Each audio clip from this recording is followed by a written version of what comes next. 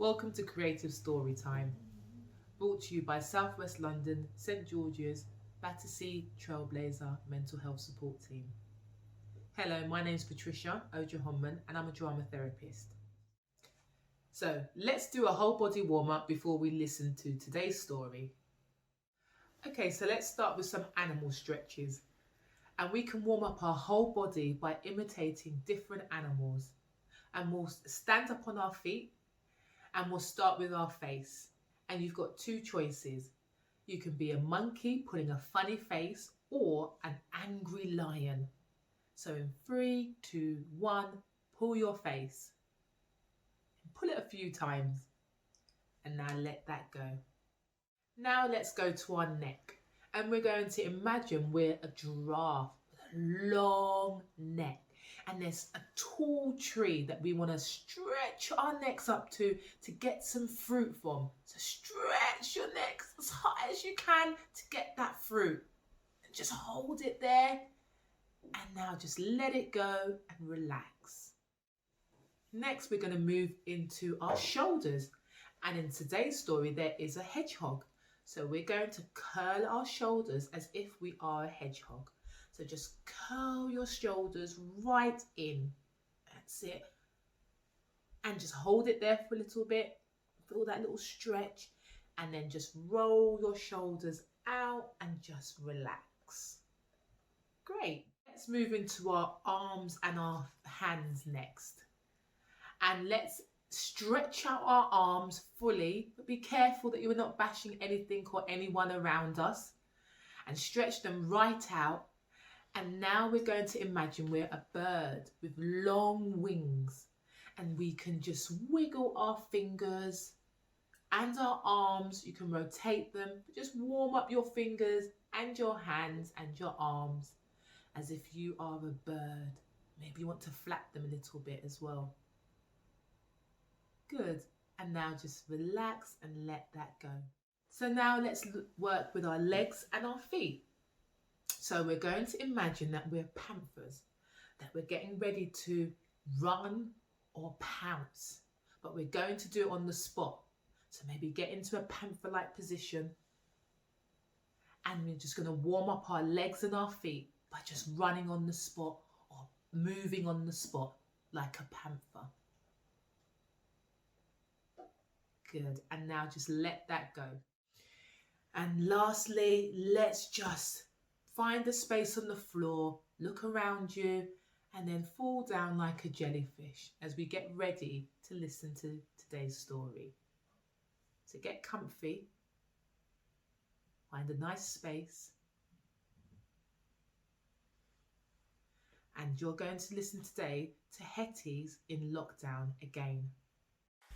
Hetty's in Lockdown Again, written by Talia Bruck, drama therapist, co-edited by Patricia Ojohonman, drama therapist, and illustrated by Erin Cooper, narrated by Kadeem Tyrell and Patricia Ojohonman. Hetty the hedgehog loved living on the savannah. There were a lot of wide spaces, and she loved seeing all her friends. The thing she enjoyed doing the best was playing with Silo the lion cub, Peter the panther, and of course Jerry the giraffe. Over the last couple of months, things had changed living on the savannah. The watering hole where Hetty and her friends used to meet was even less crowded, and there was hardly any water in the watering hole, and the sickness was still making some herds sick. The sign that had been taken down was put back up, which told everybody to stay at home. Once again, Hetty would not be able to see her friends and play with them. She started to feel a bit scared and confused. She thought it would be safe to come out by now. Suddenly, she saw Elle the elephant. Now, Elle was a wise elephant, and whenever any of Hetty and her friends had a problem, they knew they could always talk to her. Hetty rushed over to Elle, but still remembering to keep her distance, and all the thoughts that were spinning in her head came gushing right out. Why is the sickness still in the savannah when no one had been hugging and going to each other's houses? Why was the stay-at-home sign put back up? When can I go to have Sunday tea with my grandma? Will I ever be able to play with my friends like we used to? When will this all be over? Elle gave Hetty a reassuring look and said, Gosh, I know this must all be so confusing for you, as it's been going on a long time. Hetty nodded with her eyes wide open and looked at Elle seriously with a wobbly lip. In a soothing voice, Elle then said, The sickness that came to the savannah has not gone away, which means that we have to stay with our herds and our families, and we must not play with our friends for the time being. Hetty looked scared. So Elle carried on explaining. It will not be forever, as Dr. Owl has been working hard with the king and queen of the savannah to make a special medicine called a vaccine to fix the sickness. Hetty worried as tears ran down her face. What about the older herds? My friends? My family? Will they get even more sick? Elle reassured her. I do not know, but it is likely that if they do feel sick, it will pass, and Dr. Owl is there to help them to get better. I know you're feeling scared, and that's okay, but your mum and dad are doing their best to keep you and your family safe. Hetty took a big gulp of air and asked, What can I do?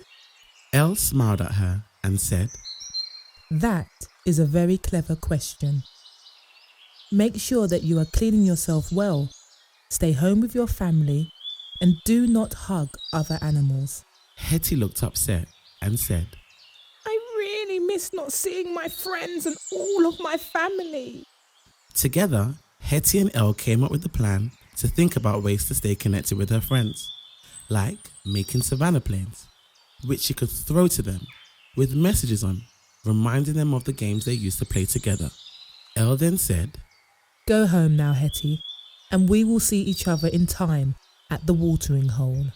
Hetty wanted with all her might to hug Elle, but remembered that they could not hug. Instead, Elle suggested, I want you to imagine that I'm putting my trunk over your shoulder and I'm giving you a warm and gentle squeeze. Hetty closed her eyes and imagined just that and smiled.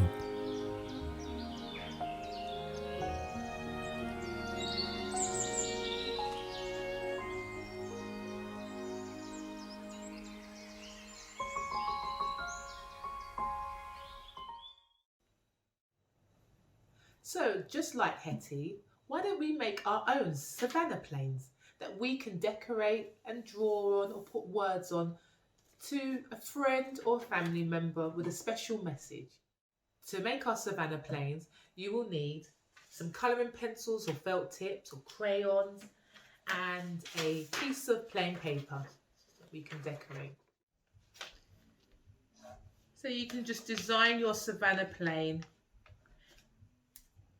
And I did mine for Hetty, and she's written a lovely message to CeeLo the lion cub, and she says, I really miss you so much and I can't wait to play with you soon. So let's just see if our Savanna planes can fly. For the last exercise today, do you remember in the story when Hetty enjoyed visualising Elle giving her a huge hug with her trunk, which made her smile? Let's do our own visualisation and breathing exercise to help us feel relaxed when we're feeling a little bit anxious. So find a comfortable place to sit, cross your legs. And now I'd like you to close your eyes. If you don't want to close your eyes, you can look down towards the floor and be very still. And breathe in and out slowly. Breathe in slowly and breathe out all the way slowly and steadily. Imagine you are sitting in front of a huge rainbow. Look up at the rainbow and choose your favourite colour. On your next breath, breathe in your favourite colour and just relax as that colour wraps itself around your body. Now let your face and shoulders and your body become relaxed as all the tension melts away. Let the colour give you a warm and gentle hug. Feel yourself rocking from side to side, remembering to breathe in and out slowly, and enjoying the feeling of the hug and the feeling of being totally relaxed. Now repeat to yourself in your head, I am calm, I am gentle, I am warm, I am relaxed, I am relaxed. And in your own time, gently open your eyes or raise your head. Thank you, and I hope you enjoyed Creative Story Time.